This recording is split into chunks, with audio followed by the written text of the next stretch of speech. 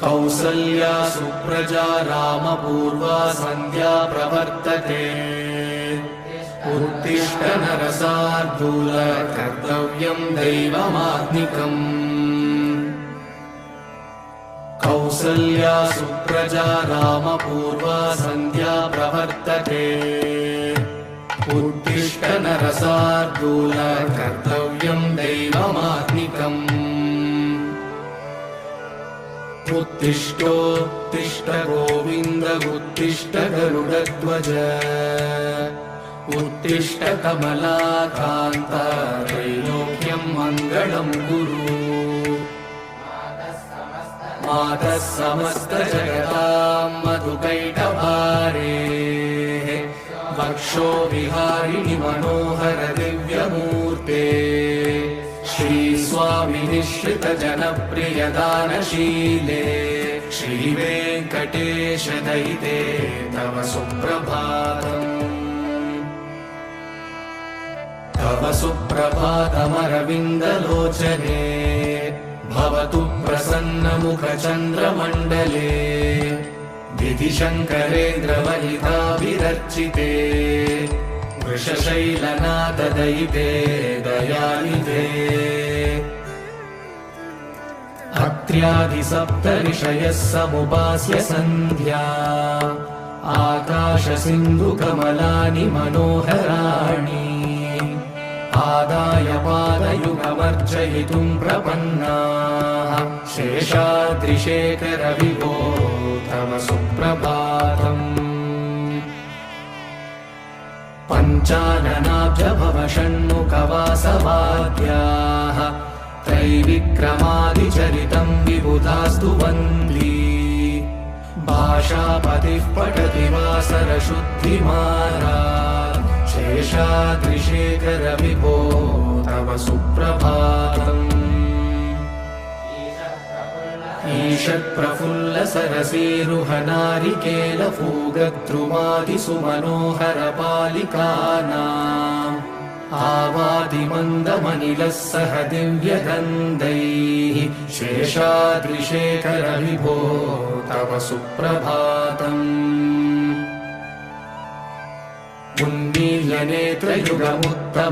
उन्मील्यनेत्रयुगमुत्तमपञ्जरस्ताः पात्रावशिष्टकदलीफलपायसानि भुक्त्वा सलीलमतकेलिसुखाः पठन्ति शेषाद्रिशेखर विभो तव सुप्रभातम् तन्त्री प्रकर्ष मधुरस्वनया विपञ्च्य गायत्यनन्तचरितं तव नारदोऽपि भाषा समग्रमसकृत्करसाररम्यम् शेषाद्रिशेखर विभो तव सुप्रभातम् भृङ्गावली च मकरन्दरसानुविद्धजङ्कारगीतनिनदैः सह सेवनाय निर्यात्युपान्तसरसी कमलोदरेभ्यः शेषाद्रिशेखर विभो तव सुप्रभातम् योषागणेन वरदग्निविमध्यमाने घोषालयेषु दधिमन्थनतीव्रघोषाः रोषात् कलिं विदधते ककुपश्च कुम्भाः शेषाद्रिशेखर विभो तव सुप्रभातम्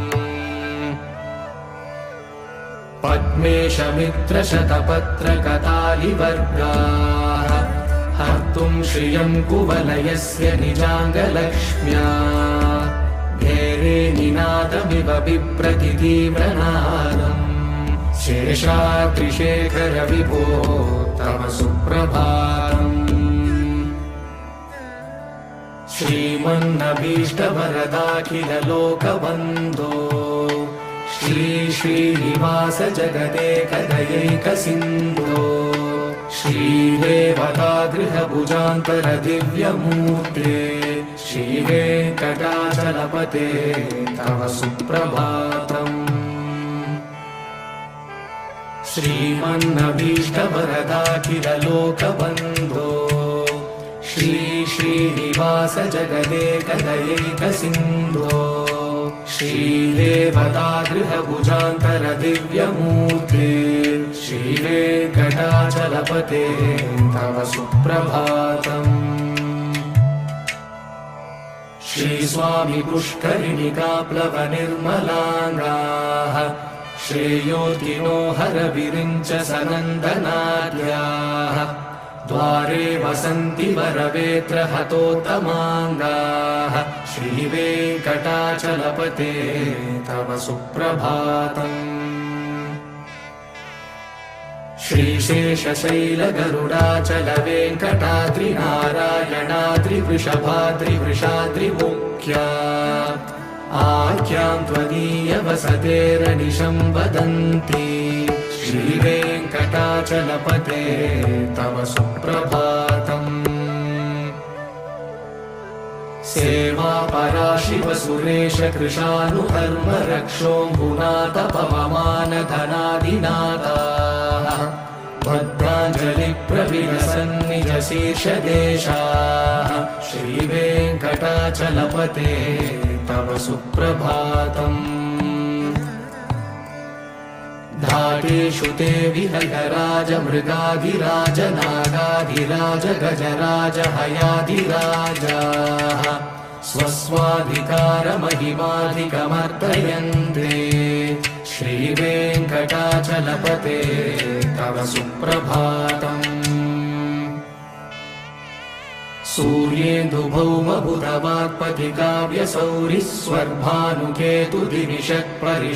सूर्येन्दुभौमबुधवाक्पतिकाव्यसौरिस्वर्भानुकेतुदिविषत्परिषत्प्रधानाः त्वद्दासदासचरमावधिदासदासाः श्रीवेङ्कटाचलपते तव सुप्रभातम्। त्वत्पादधूलिभरितस्फुरितोत्तमाङ्गाः स्वर्गापवर्गनिरपेक्षनिजान्तरङ्गाः कल्पागमाकलनयाकुलतां लभन्ते श्रीवेङ्कटाचलपते तव सुप्रभातम्। त्वद्गोपुराग्रशिखराणि निरीक्षमाणाः स्वर्गापवर्गपदवीं परमाश्रयन्तः मर्त्यामनुष्यभुवने मतिमाश्रयन्ते श्रीवेङ्कटाचलपते तव सुप्रभातम्। श्रीभूमिनायक दयादिगुणामृताब्धे देवादिदेव जगदेक शरण्यमूर्ते श्रीमन्ननन्त गरुडादिभिरर्चिताङ्घ्रे श्रीवेङ्कटाचलपते तव सुप्रभातम्। श्रीपद्मनाभ पुरुषोत्तम वासुदेव वैकुण्ठमाधव जनार्दन चक्रपाणे श्रीवत्सचिह्न शरणागत पारिजात श्रीवेङ्कटाचलपते तव सुप्रभातम्। कन्दर्पदर्पहर सुन्दर दिव्यमूर्ते कान्ताकुचाम्बुरुह कुट्मललोलदृष्टे कल्याण निर्मल गुणाकर दिव्यकीर्ते श्रीवेङ्कटाचलपते तव सुप्रभातम्। नीलाकृते कमठकोल नृसिंहवर्णिन् स्वामिन् परश्वत तपोधन रामचन्द्र शेषांश राम यदुनन्दन कल्किरूप श्रीवेङ्कटाचलपते तव सुप्रभातम्। येलालवङ्गगणसार सुगन्धितीर्थम् दिव्यं वियत्सरिति हेमघटेषु पूर्णम् धृत्वा द्रवैदिकशिखामणयः प्रहृष्टाः तिष्ठन्ति वेङ्कटपते तव सुप्रभातम्। भास्वानुदेति विकचानि सरोरुहाणि सम्पूरयन्ति निनदैः ककुभो विहङ्गाः श्रीवैष्णवा सततमर्थितमङ्गलास्ते नामाश्रयन्ति तव वेङ्कटसुप्रभातम् ब्रह्मादयः सुरवरासमहर्षयस्ते सन्तः सनन्दनमुखास्तव योगिवर्याः दामान्तिके तव हि मङ्गलवस्तु हस्ताः श्रीवेङ्कटाचलपते तव सुप्रभातम् लक्ष्मीनिवास निरवध्य गुणैकसिन्धो संसारसागर समुत्तरणैकसेतो वेदान्तवेद्य निज वैभव भक्तभोग्य श्रीवेङ्कटाचलपते तव सुप्रभातम् लक्ष्मीनिवास निरवध्य गुणैकसिन्धो संसारसागर समुत्तरणैकसेतो वेदान्तवेद्य निज वैभव भक्तभोग्य श्रीवेङ्कटाचलपते तव सुप्रभातम् इत्थं वृषाचलपतेरिह सुप्रभातम् ये मानवाः प्रतिदिनं पठितुं प्रवृत्ताः तेषां प्रभातसमये स्मृतिरङ्गभाजा प्रज्ञां परार्थसुलभां परमां प्रसूते इत्थं वृषाचलपतेरिह सुप्रभातम् ये मानवाः प्रतिदिनं पठितुं प्रवृत्ताः तेषां प्रभातसमये स्मृतिरङ्गभाजा प्रज्ञां परार्थसुलभां परमां प्रसूते कमलाकुचूषुककुङ्कुमतो नियतारुणितातुलनीलतनो कमलायतलोचनलोकपते विजयी भव वेङ्कटशैलपते कमलाकुचूषुककुङ्कुमतो नियतारुणितातुलनीलतनो कमलायतलोचनलोकपते विजयी भव वेङ्कटशैलपते सचतुर्मुख षण्मुख पञ्चमुख प्रमुखाखिल दैवतमौलिमणे शरणागत वत्सल सारनिधे परिपालय मां वृषशैलपते अतिवेलदया तव दुर्विषहैरनुवेलकृतैरपराधशतैः भरितं त्वरितं वृषशैलपते परया कृपया परिपाहि हरे अधिवेङ्कटशैलमुदारमते जनताभिमतादिगदागरता परदेव दयारहितानि रमै कमलारहितानवरं कलये कलवेणुरवावशगो भवतु शतकोटिहृता स्मरकोटिसमान् प्रतिवल्लभिकाभिमता सुतदा वसुदेवसुतानवरं कलये अभिरामगुणाकरदाशरथे जगदेकधनुर्धर धीरमते रघुनायक राम रमेश विभो वरदो भवदेव दया जलधे अवनीतनया कमनीयकरं रजनीचर चारुमुखाम्बुरुहम् रजनीचर राजतमो मिहिरं महनीयमहं रघुराममये सुमुखं सुहृदं सुलभं सुकरं स्वनुजं च सुखाय ममोघशरम् अपहाय रघुत्वहमन्यमहं न कञ्चन कञ्चन जातु भजे विना वेङ्कटेशं ननाथो ननाथः सदा वेङ्कटेशं स्मरामि स्मरामि हरे वेङ्कटेश प्रसीद प्रसीद प्रियं वेङ्कटेश प्रयश्च प्रयश्च विना वेङ्कटेशं ननाथो ननाथः सदा वेङ्कटेशं स्मरामि स्मरामि हरे वेङ्कटेश प्रसीद प्रसीद प्रियं वेङ्कटेश प्रयश्च प्रयश्च अहं दूरदृष्टे पदाम्बोजयुग्मा प्रणामे च यागत्य सेवां करोमि सकृत्सेवया नित्यसेवाफलं त्वं प्रयश्च प्रयश्च प्रभो वेङ्कटेश अज्ञानिना मया दोषान् शेषान् विहितान् हरे क्षमस्वत्वं क्षमस्वत्वं शेषशैलशिखामणे अज्ञानिना मया दोषान् शेषान् विहितान् हरे क्षमस्वत्वं क्षमस्वत्वं शेषशैलशिखामणे ईशानां जगतोऽस्य वेङ्कटपतेर्विष्णोर्परां प्रेयसीं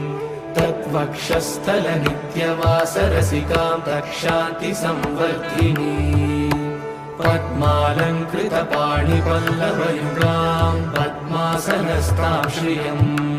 वात्सल्यादिगुणोज्ज्वलां भगवतीं वन्दे जगन्मातरम् ईशानां जगतोऽस्य वेङ्कटपतेर्विष्णोर्परां प्रेयसीं तद्वक्षस्थलनित्यवासरसिकां तक्षान्तिसंवर्धिनी पद्मालङ्कृतपाणिपल्लवयुगां पद्मासनस्तां श्रियं वात्सल्यादिगुणोज्ज्वलां भगवतीं वन्दे जगन्मातरम् श्रीमन्कृपाजलनिधे श्रितसर्वलोकः सर्वज्ञशक्तनथ वत्सल सर्वशेषिन् स्वामिन् सुशीलसुलभाश्रितपारिजात श्रीवेङ्कटेश शरणं शरणं प्रपद्ये श्रीमन्कृपाजलनिधे श्रितसर्वलोकः सर्वज्ञशक्तनथ वत्सल सर्वशेषिन् स्वामिन् सुशीलसुलभाश्रितपारिजात श्रीवेङ्कटेश शरणं शरणं प्रपद्ये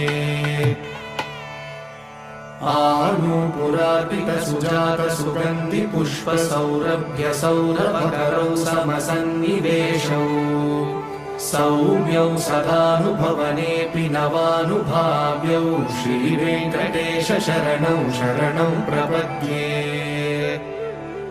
सद्यो विकासि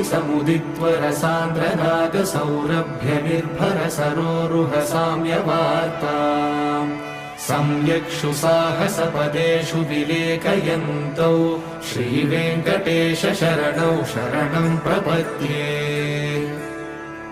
रेखामयध्वज सुधाकलशातपत्रवज्राङ्कुशाम्बुरुहकल्पकशङ्खचक्रैः भव्यैरलङ्कृतकलौ परतत्त्वचिह्नैः श्रीवेङ्कटेश शरणं शरणं प्रपद्ये ताम्रोदराद्युतिपराजितपद्मरागौ बाह्ये महोभिरविभूतमहेन्द्रनीलौ उद्यन्यकांशुभिरुदस्तशशाङ्कभासौ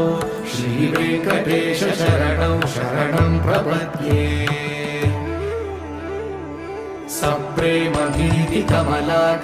सप्रेमगीतिकमलाकरपल्लवाभ्यां संवाहनेऽपि सपदि क्लममादधानौ कान्ता भवान् मनसगोचरसौ कुमार्यौ श्रीवेङ्कटेश शरणं शरणं प्रपद्ये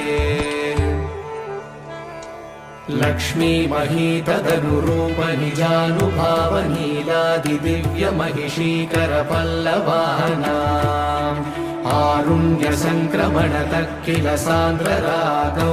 श्रीवेङ्कटेश शरणौ शरणं प्रपद्ये नित्यानमद्विति शिवादिकिरीटकोटिः प्रद्युक्तदीप्तनवरत्नमहः प्ररोहैः नीराजनाविधिमुदारमुपाददानौ श्रीवेङ्कटेश शरणौ शरणं प्रपद्ये विष्णो पदे परम इत्युदितः प्रशंसौ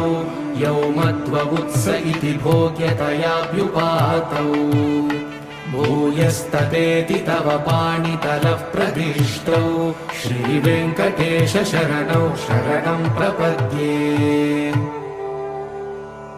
पार्थाय तत्सदृशसारथिना त्वयैव यौ दर्शितौ स्वचरणौ शरणं व्रजेति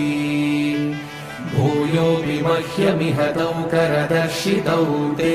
श्रीवेङ्कटेश शरणौ शरणं प्रपद्ये मन्मूर्तिकालियफणे विकटाटवेषु श्रीवेङ्कटाद्रिशिखरे शिरसिश्रुतीनाम्